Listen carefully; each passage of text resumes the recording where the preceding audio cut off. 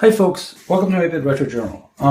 Today I'm actually going to put my Amiga together. So a few things have happened since the last video. First of all, I got Chris Edwards from Chris Edwards Restoration, he's the creator of Amiga Pi, sent me discs.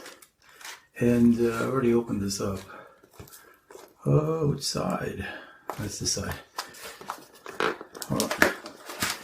Yeah, so he sent me a collection of floppy disks so I can boot off of it. Really kudos to Chris because I offered to pay him for it and he said, no, just get the Amiga up and running. So Chris Edwards really is passionate about the Amiga and I really appreciate that. Hold on, let me open these up. And so I have install, workbench, locale, fonts and extras. Oh, wait. So I assume I'm going to start with the workbench. We'll see how it goes. But before I boot this up, what I want to do is put it all together. So I have my drive. Now, the reason I have this the way it set up is because I've been sun brighting this outside over the summer and fall, and so I put this thing over here so that the ribbon cable wouldn't be exposed to the sun. So let me actually take this off of the this mount. It's just rubber bands again, and here it is. So I don't know if the keyboards are any keys are any brighter. I think they're a little bit better, but still not where they should be. So this didn't come with screws, and so I've created this is the thing I fixed last time. So I've created a collection. I found a collection of screws, and I've even filed them down somewhat. These were flat to begin with, but I was short, so they didn't have points on them. But I shortened them just to be safe. I think they were the right length before, but I don't want to have anything poking through here. So I have 4 for the case, which are these 4. This is for the circuit board. This is for holding the floppy into the circuit board. And then this, what is that for? So 4 for the circuit board. I don't know what this one's for. That's the circuit board. Oh, right. 4 for the circuit board, and then this is the one for the floppy. Oh yeah, and I 3D printed, because I didn't have that, so I 3D printed this. This was actually from the Amiga 600 GoTech mount. And what's really weird about this is that these mounts, these screws that go into the floppy, they actually, they basically almost fit into these holes. So I can actually push them through. But if I add washers, they actually end up hitting this and this chip, so there's very little room. So what I did is I temporarily created some plastic washers out of clear this stuff right here. You can't really see them, but there's a washer around. I'm not going to focus in on that. And so one of the first things to do is to actually take my floppy and screw those on. Or maybe I'll do that when I'm ready to mount it. So let's actually just do the and then of course my power supply and my cable. Let's get rid of all this stuff for now. Make some room here. So what I want to do is get the and of course the mouse that I fixed.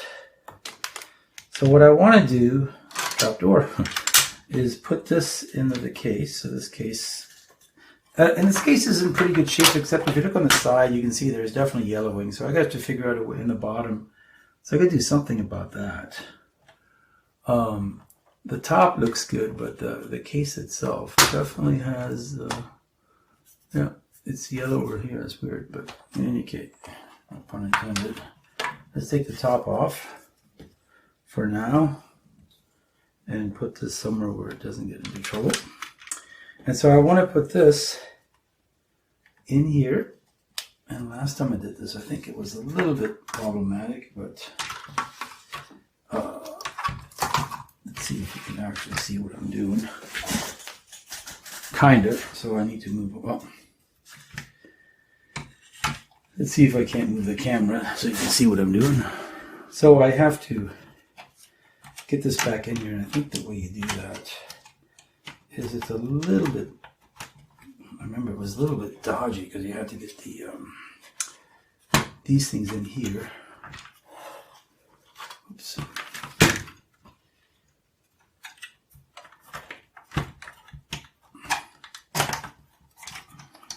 All right, you have to get these in here. It's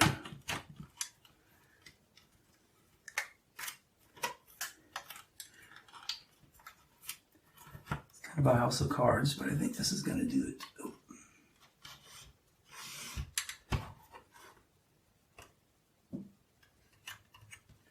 Oop. This kind of scrubs in the case.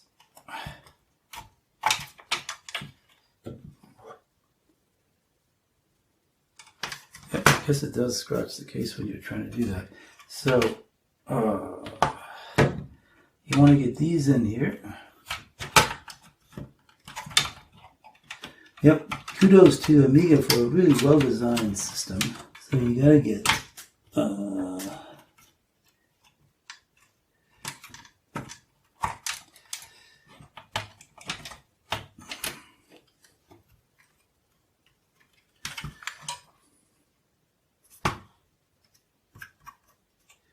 you got that in there.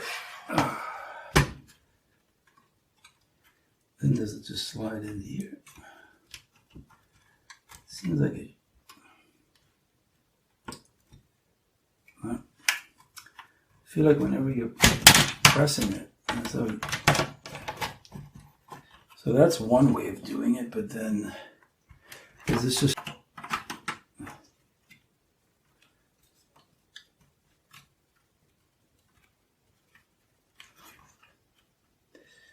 these aren't quite in here yet.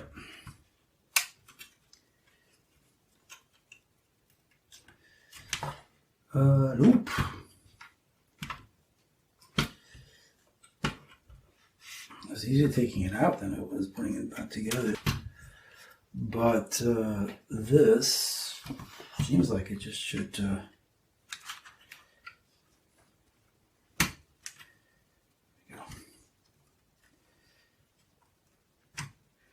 think that's in there. Yeah. I think they're still hanging on just for dear life a little bit. There we go. It's finally in there. That was not easy. So that is in there. Yeah. Not the best design, but okay. So then what I want to do is put the floppy in there. So the floppy has a mount. Got to put these mount points on. So where are my?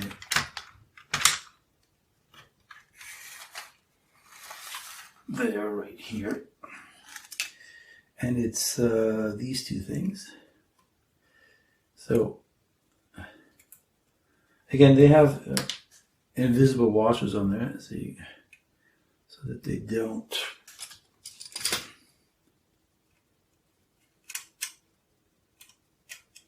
And then this one goes, this guy right here goes here.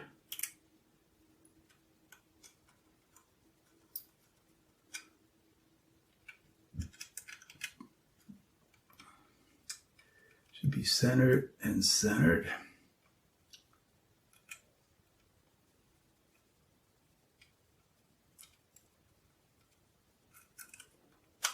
I think what I want to do with this 3D mounted thing is I'm going to redesign it to make, so these things will actually go all the way down in there, but they pop out. So if I halfway through kind of add a rim, then these will be nicely recessed. And the reason you need that is because if you do it, like, so this is going to go right here. All right, let's see how this works. I need to put the ribbon cable in first. So that is down here, and that's going to go under. Yep. And one is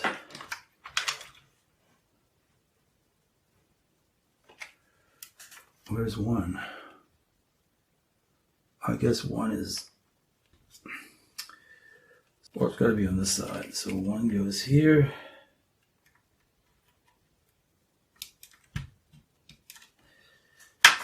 And then underneath, and then this, I believe, goes in like that.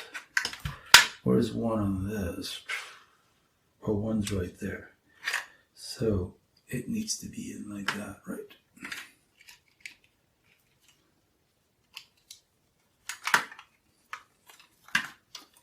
So this goes down like that. There we go. Yep. I don't know how that's going to go. It should go.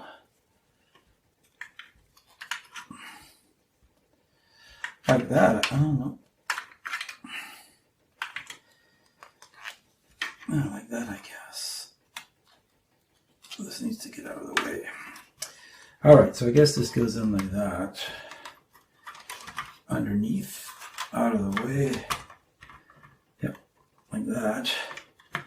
And then the power, there's enough for that. All right, so then I have the screw for that. Of course, the black is not going to match up, but that's okay. And this screw, I did test all my screws out, so that's in there. And I guess I can put more screws here if I need to. Yeah, so this is kind of in the way, but we can tuck that away. I have my power cable.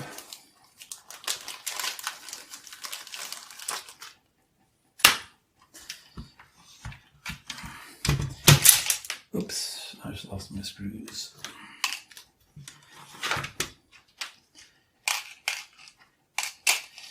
So that's actually an extra screw that I don't need. So power cable is going to go like that, and then oops, like that. All right, that should be enough. Yeah, that can just go right here.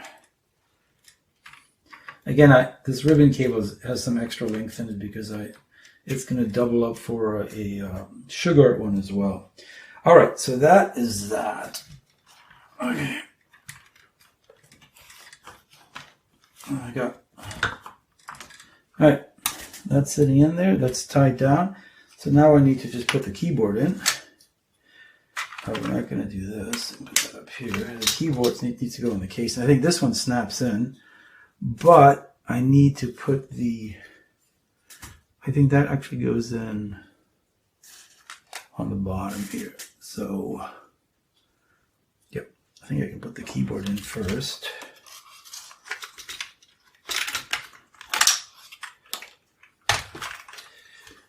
And it goes in here like this. Oops.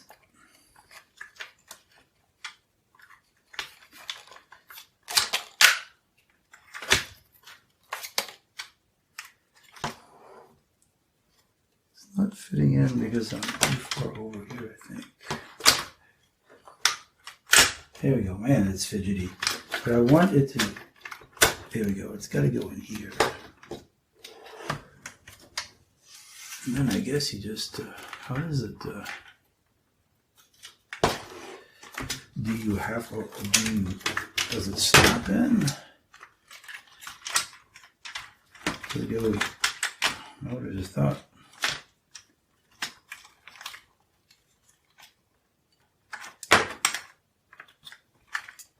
Okay, a little bit of flex here. There we go. And then a little bit of flex, a little bit of flex, and that pops in like that. And then you've got this guy that pops in like that.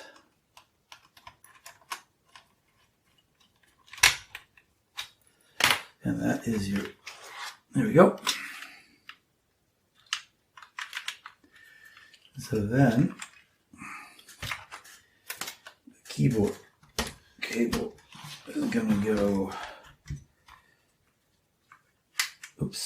this is partially broken, unfortunately.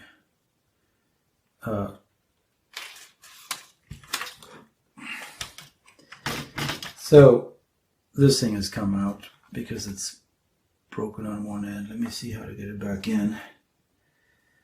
I think it goes in this way.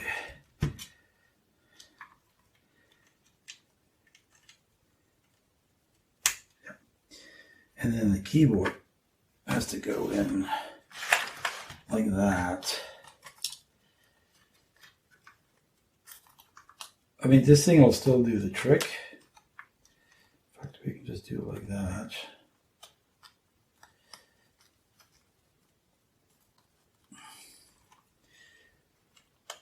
The keyboard ribbon goes all the way in, and then this should go down to secure it. And then I hope that this is out of the way. Yep, should be out of the way.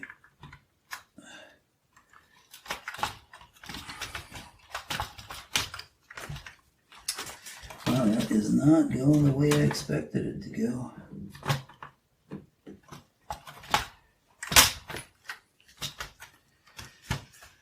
Let's see what we got here.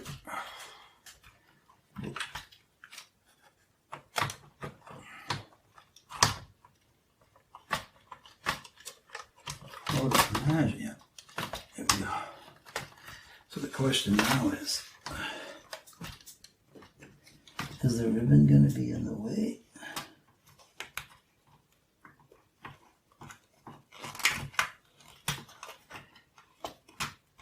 Yeah, okay, that's what you got to do.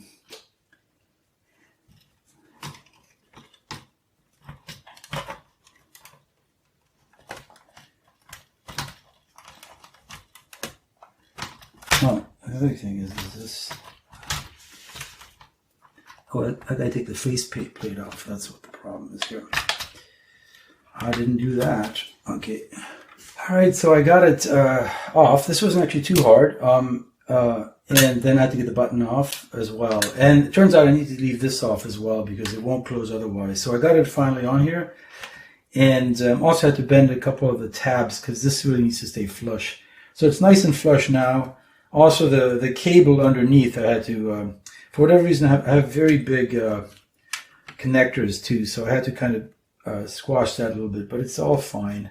It's just very tight. This should be fine. But so now the case should close nicely, and I'll need to print out a button for that. So, but yep, there it is, closed. And this will pop in. Oops, okay.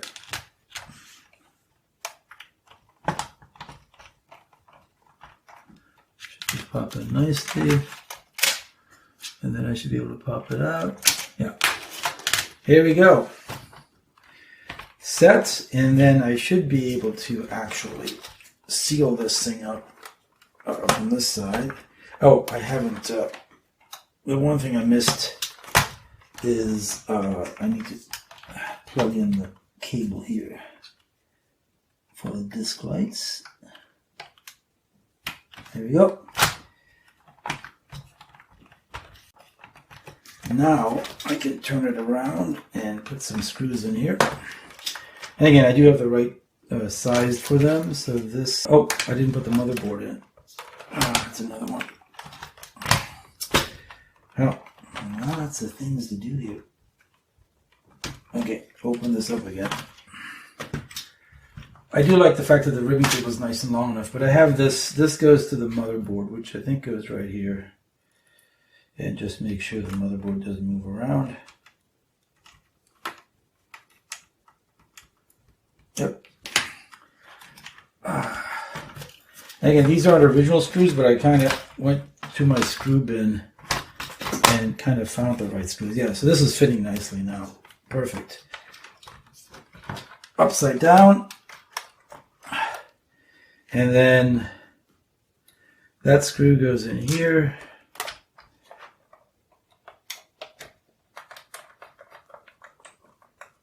And then these screws all are not pointy. They'll go in, will not cause a problem. No poking through, thankfully. And I will have my Amiga in one piece.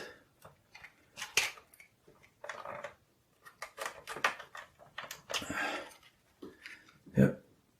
And then we're going to just boot it up to Workbench. That's all I want to do today. And I can put this cover on, which goes in like this.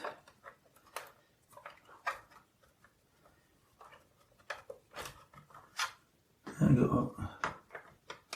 I should go in like that, but man, that's a tight squeeze. And I don't like to.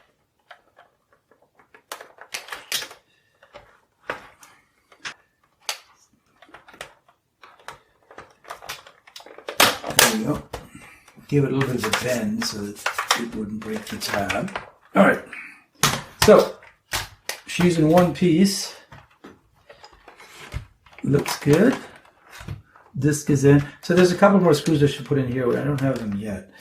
And then I have to create the actual an eject button. But so let me set this up for the for my TV to go composite in, and then I'll just boot up with the discs that I got from. I'm just pop the Workbench disc in to see how that goes. All right, so let me do that, and I'll set the camera up to be in front of the TV. I've got it set up. So let's turn the Amiga on.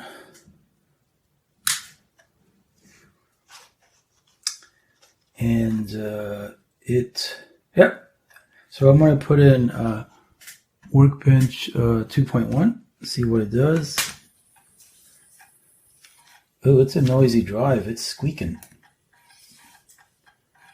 Probably will have to fix that drive. I've used it for the QL, but I haven't used it much, so. Let's see. Interesting to see if my mouse will work. But just want to see if this will boot up to Workbench. And what I think the thing I'm going to do next is I'm going to buy an SD card for the IDE interface, and then actually. So the floppy light's not working. Interesting. So that's something else I need to figure out and fix. Maybe I soldered it incorrectly. Okay, so we got, yeah, the mouse works. Yeah. It says I have 827K of graphics memory. So I guess it's 1 megabyte machine. What's on Workbench? We've got utilities. Can you see? Yeah, you can see. Utilities, we've got clock. Does this do, here's your clock. Does this do the same thing? Yep, okay. So it doesn't have,